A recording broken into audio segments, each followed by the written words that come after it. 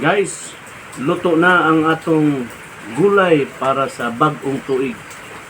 Ang atong gulay na atay okra, kalabasa, tarlang, batong, patola, with isda. Isda para sa lami kay nga higop sa sabaw. No? So, Happy New Year sa tanan. God bless.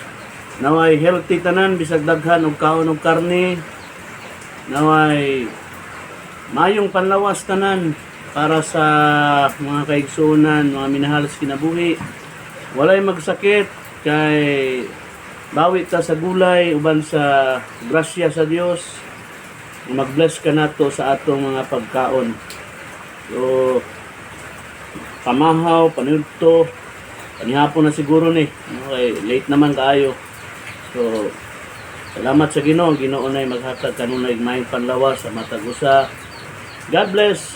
Happy New Year. Gulay pa more.